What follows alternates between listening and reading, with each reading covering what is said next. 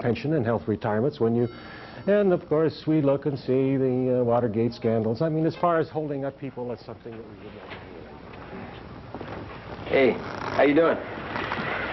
They got us in here for disturbing the peace. How about you? Well, I've got to be here. But yeah, why?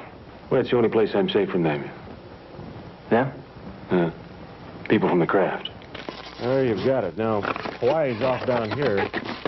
Bob? Sir! Oh, I'm sorry, yeah. Hawaii's off down here. What's that?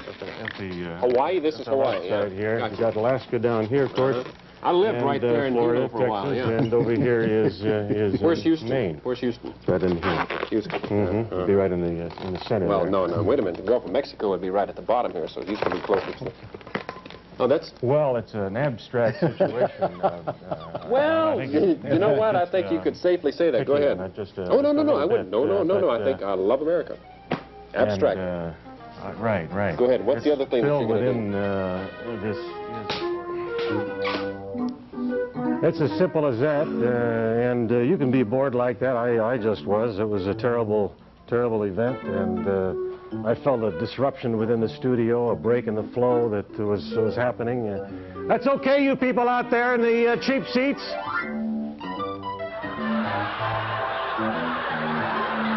Just a couple of guys here putting on one hell of a show for you. One of them does these balloon things. BTs, they're fantastic. Balloon weave, balloon sculptures, balloon launches, balloon chain breaks. What do we want here, anyway?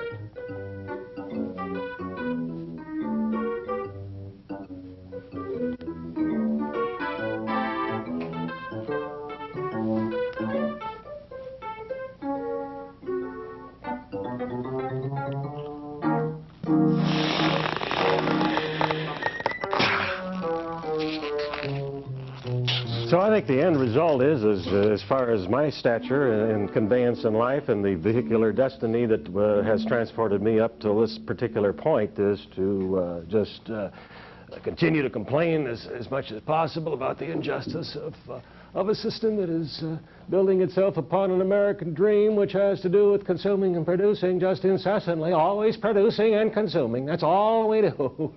Is we so are unlucky over here in this country that all we do is produce and consume. And sometimes we don't consume enough, and then the production slows down because the people don't have enough to consume with anymore. They don't have the barter because their jobs are paying a little bit less according to the inflation of the times and the rents and everything else, and things ain't looking that good, and so they're concerned about their money and they're not consuming as much.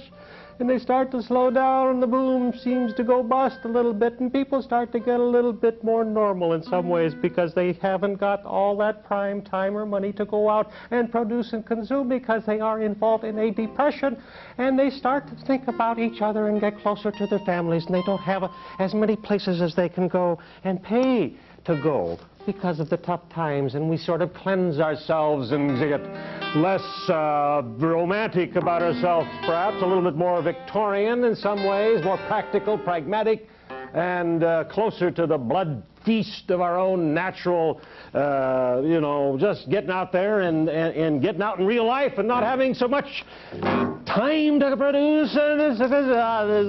You get that out there, you people in the hot, cheap box office seats who have paid up the giggy for this kind of a promotion from my managerial structures behind me, pushing it, publicizing all of the time as much as I can by bicycling these steps all over the international boundaries so that Mr. Morrison will be seen and people will still not particularly care for him, but he is being mentioned here and there. Got to go see what he's all about, somebody says, and drags along somebody else to the video store, and before you know it, you're buying this television crap that I'm showing here with these lack of jokes and just the balloons going and a struggle and a desperation of trying to be funny when he could be funny if only he just relax, you know, and be funny, you know. If you're not funny, you're not funny. That's the trouble. So I guess I'm just a comedian's comedian, a comedian that other comedians don't envy. Is that right? A comedian? Oh, is that what that is? That's what this is? A comedian? Sure. A little antenna right here. You can strap this on your head. It's going to be a little bit too small unless you put a proper band around it. And then you got the balloon that just simply... Did you see that out there? Wasn't that a dandy? You know what I call that? The headband pop. Yeah. Oh, yeah, that's a dandy, isn't it, huh? Sure.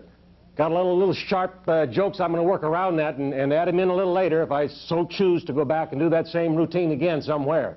Get it real tight, have about 5 or 10 minutes of this kind of stuff, and go hit around town and audition all over the place. Work the VA shows again, do a couple of USO tours, and getting those lines out there at the Laugh Factory on Tuesday at 4:30 or 5 to get back on it, by God. This old guy can do it. All he has to do is talk about his own neighborhood and do what he did when he was younger and was hungry to make those people laugh. They had to like him. They didn't always like him, but I had the urge to make them like me, so I went beyond myself with a little simple shaggy dog act. And it was never that great, but I wanted it so badly I made the people laugh a little bit. Not too much, of course. I mean, they got to like you, they don't. But now, who cares, you know? There's only seconds to a few minutes left to go anyway. And you do so much, and you get your little followings and your appreciations for being a master at your balloonery. And some people actually look at you with a great admiration in their eyes, even an adoration at times. It's a split moment of total insanity on their part, or sanity, whichever way you want to reserve the right to go on the other side and find the truth of something. But at the same time, you get that, you know, so you've had your followings. You're just a little tiny speck of no account C-plus talent with your balloons moving around town here a little bit, working the Mecca and the Attica and the Golden Bear and Huntington Beach and, you know, round Troubadour.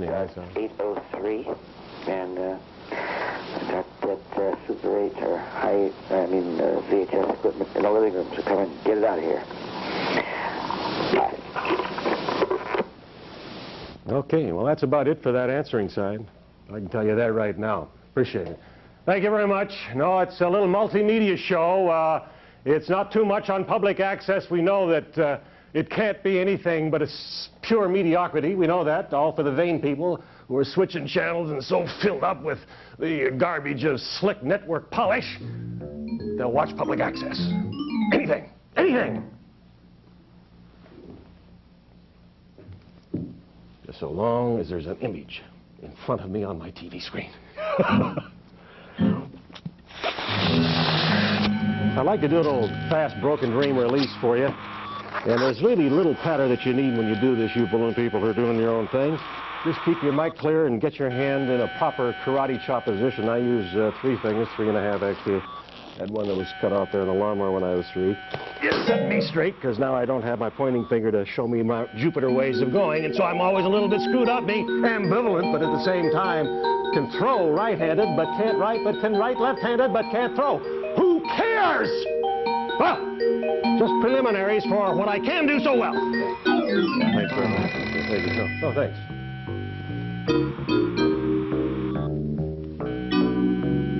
Thank you.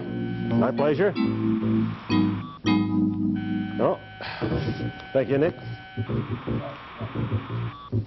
Because I need everything that I can get. Needless to say, I'm not so sure that we're the answer for each other, but it seems to me like it's a compatible situation.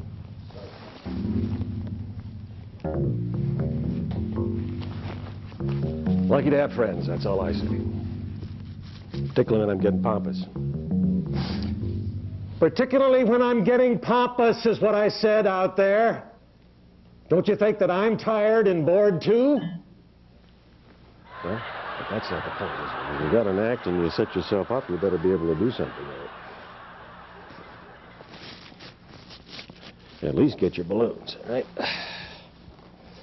And there they are, all over the floor. Okay.